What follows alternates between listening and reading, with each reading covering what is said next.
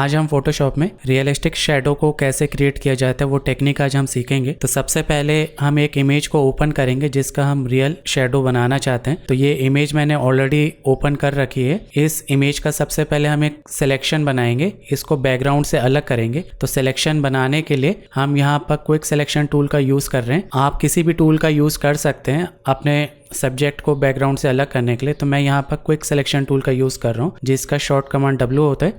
तो quick selection tool आपको tool panel में चौथे नंबर का जो ऑप्शन है आपको यहाँ पर मिलेगा। तो सिंपली आप यहाँ पर इसको क्लिक कीजिए, क्विक सिलेक्शन टूल को सेलेक्ट कर लीजिए।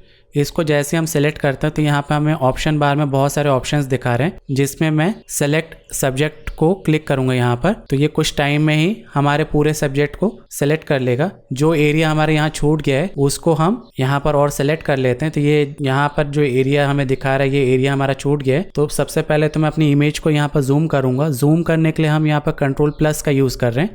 कीबोर्ड में Ctrl+ आप मल्टीपल्स टाइम दबाएंगे तो आपकी इमेज जूम हो जाएगी। इसको और जूम कर लेते हैं और स्पेस बार, कीबोर्ड में स्पेस बार वाले की को होल्ड करेंगे और लेफ्ट क्लिक दबाकर इसको ऐसे पैन कर सकते हैं आप। और जैसे स्पेस बार आप छोड़ेंगे तो हम वापस अपने उसी टूल में आ जाएंगे, क्विक सिलेक्शन टूल में। अब यहाँ पर मुझे इसका सिलेक्शन बनाना है। तो सिलेक्शन जो हमारे यहाँ छूट गया है तो यहाँ पर हम ऑल्ट दबाएंगे, जो एरिया हमारे यहाँ छूट गया है,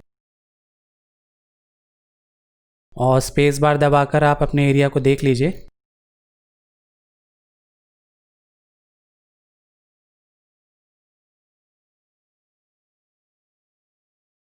तो ये हमने इधर पे सिलेक्शन इसका बना लिया है। अब इस इमेज को जूम आउट करने के लिए हम यहाँ पर शॉर्ट कमांड Ctrl+0 का यूज कर रहे हैं। तो ये हमारा एक रफ सिलेक्शन हमने यहाँ बना लिया है इसका। अब इसको बैकग्राउंड से रिमूव करने के लिए हम शॉर्ट कमांड का यूज करेंगे। लेकिन सबसे पहले आप इस चीज़ का जरूर ध्यान रखिए, मूव टूल को आप सेलेक्ट कर लीजिए और बैकग्राउंड लेयर को भी आप सेलेक्ट कर लीजिए, अदरवाइज हम इसको बैकग्राउंड से अलग नहीं कर पाएंगे। तो इस चीज़ का जरूर ध्यान रखिए कि आपका बैकग्राउंड लेयर सिलेक्ट हो। बैकग्राउंड लेयर को सिलेक्ट करने के लिए आप लेयर पैनल में जाकर सिंपली बैकग्राउंड लेयर के ऊपर क्लिक कर सकते हैं, या F7 अगर आप दबाएंगे तो लेयर पैनल आपका एक्टिव हो जाएगा और बैकग्राउंड लेयर को आप सेलेक्ट कर लें। और कीबोर्ड में Ctrl+J को आप दबाएंगे तो ये बैकग्राउंड से हमारा जो सब्जेक्ट है वो अलग हो गया। ये लेयर विजिबिलिटी वाला जो आइकन है बैकग्राउंड लेयर का, इसको अगर आप ऑफ करेंगे तो हम देख सकते हैं यहाँ पर ये जो मेरा सब्जेक्ट है बैकग्राउंड से अलग हो गया। अब इसके बाद हम क्या करेंगे, एक न्यू लेयर लेंगे जिसके लिए हम शॉर्ट कमांड का यूज करेंगे Ctrl+Shift+N।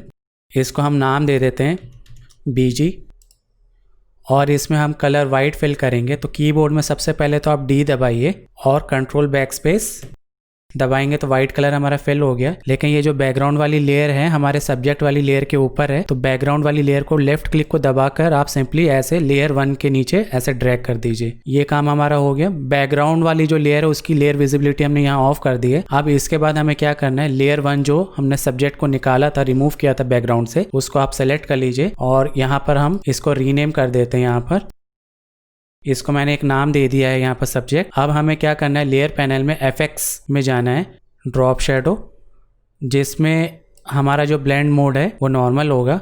जो कलर है शैडो का वो ब्लैक होना चाहिए। सिंपली आप यहाँ पर क्लिक जब करेंगे, यहाँ क्लिक करेंगे तो ये शैडो को आप ब्लैक कर लीजिए यहाँ पर कलर पिकर से, और जो ऑपोसिटी 100 होगी और जो डिस्टेंस है इसको आप 0 कर लीजिए, साइज भी 0 कर लीजिए, यहाँ पर स्प्रेड भी 0। ये सारा हमें कुछ भी यहाँ छेड़ना नहीं है। ओके में हमें यहाँ पर क्लिक करना है। अब ये शैडो तो हमने यहाँ क्रिएट कर दिया है। अब इसके बाद इस शैडो को हमें इस लेयर से अलग करना है, जिसके लिए हम क्या करेंगे, अभी लेयर पैनल में जाएंगे, लेयर स्टाइल, और यहाँ पर क्रिएट लेयर, इसमें हम क्लिक करेंगे तो ये हमें पूछ रहा है, यहाँ पे एक छोटा सा विंडो हमारे सामने पॉपअप के रूप में आया है, some aspect of the effect can not be reproduce with layers, को ओके में क्लिक करना है। तो ये जो शैडो वाली लेयर है हमारे सब्जेक्ट वाली लेयर से अलग हो गया। अब ये जो शैडो वाली लेयर है इसको हम रीनेम कर देते हैं। यहाँ पर शैडो नाम हमने इसको दे दिया।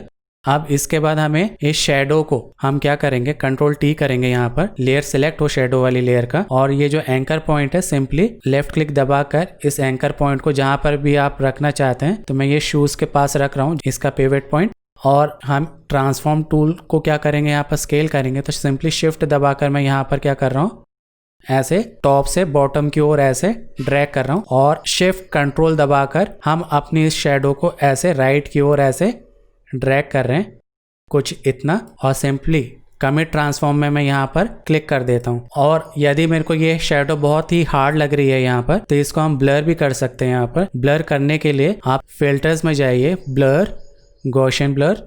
तो इसमें आपकी रिक्वायरमेंट के अकॉर्डिंग ये वैल्यूज़ को आप यहाँ पर टाइप कर सकते हैं। तो यहाँ पर हम थोड़ा सा ले रहे हैं, यहाँ पर 5 पिक्सल के लगभग।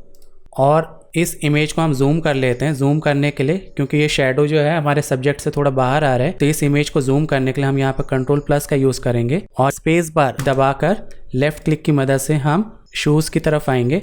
और ये जो शेडो वाली लेयर है, मूव टूल की मदद से शिफ्ट दबाकर ऐसे ऊपर की ओर ऐसा ड्रैग करेंगे, लगभग इतना। और कंट्रोल-0 हम दबाएंगे। तो ये शेडो हमने यहाँ पर क्रिएट कर लिया है बहुत ही ईजिली। आप देख सकते हैं रियलिस्टिक शेडो क्रिएट करना हमारे लिए बहुत ही ईजी है। तो इस प्रोसेस से आप किसी भी सब्जेक्ट का बहुत ही ईजिली रियल शेडो क्रिएट कर सकते हैं। सो फ्रेंड्स, ये ट्यूटोरियल आपको कैसा लगा आप मुझे ज़रूर कमेंट करके बताएं और मेरे चैनल को ज़रूर लाइक कीजिए और सब्सक्राइब कीजिए। Thank you friends for watching my video.